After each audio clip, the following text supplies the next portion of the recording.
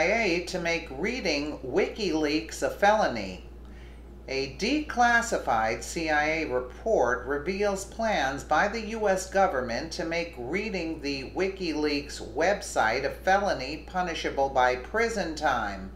According to a report titled Unauthorized Disclosures to the Media, written by former CIA Director William Casey, new legislation is being considered that would make possession of classified information a criminal offense. Activist Post reports at the time that would make anyone reading a New York Times article with classified information or WikiLeaks in the modern era criminally liable and able to be prosecuted by the state.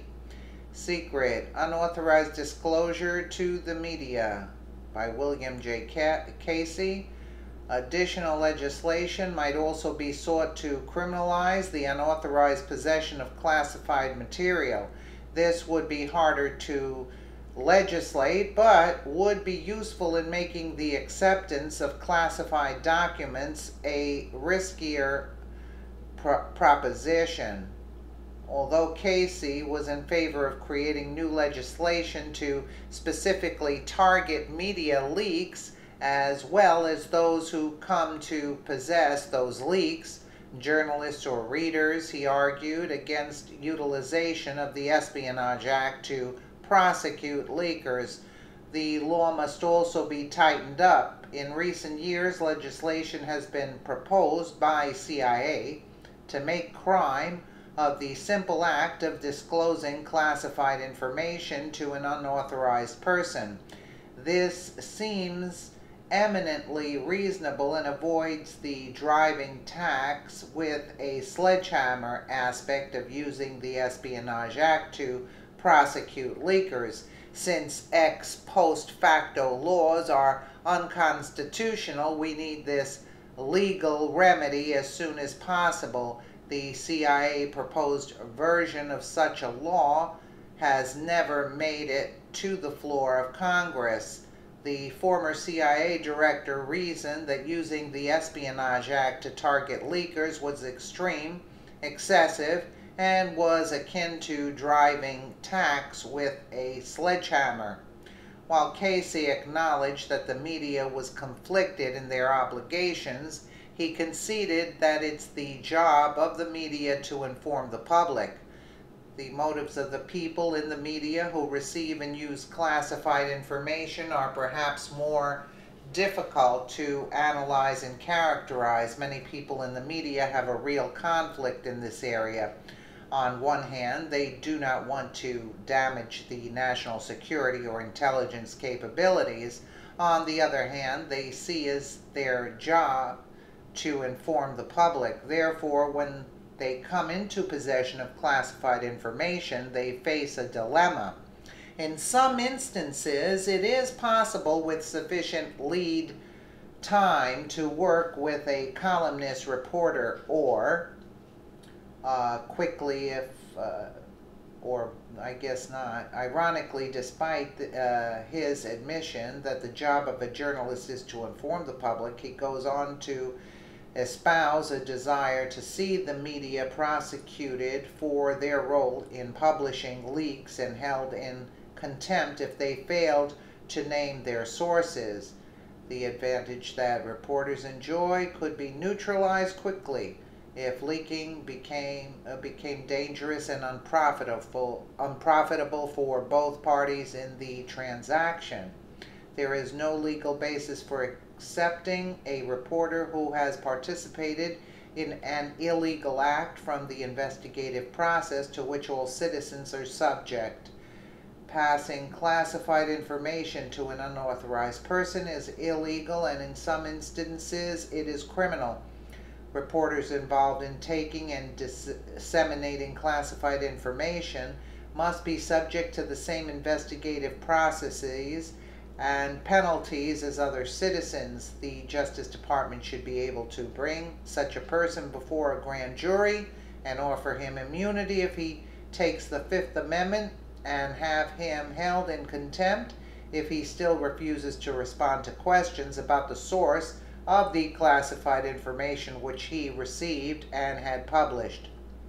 Ironically, as Muckrock points out, far from minimizing the potential harm of national security leaks, Casey emphasized the damage they could do. However, none of the 5 examples provided by Casey in his report resulted in any actual harm. 2 examples could have resulted in adversary adjusting their techniques, though the language implies that hadn't happened.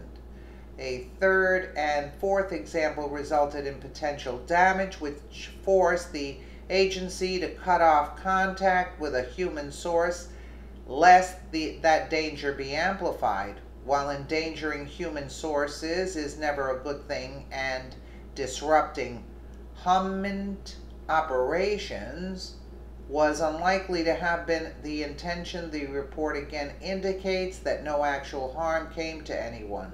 A 5th example placed someone in danger of being discovered, again a possibility which hadn't come to pass, though it could possibly have an adverse effect on U.S. relations with an unknown group. Ideally, as Murdoch notes, Casey felt that the new law should not require they demonstrate that a leak caused any actual damage to the United States. Instead, the question should be whether or not the information was passed to someone not authorized to receive it. And it goes on. Although he expressed that the Espionage Act was the wrong way to go about doing so in the report, only a few months later the government successfully prosecuted Samuel Morrison, setting a new precedent for decades to come. Since then, the draconian Espionage Act has been used to target whistleblowers and leakers alike, with Obama using it to prosecute and imprison a record number of journalists, sources, and even threaten media publishers.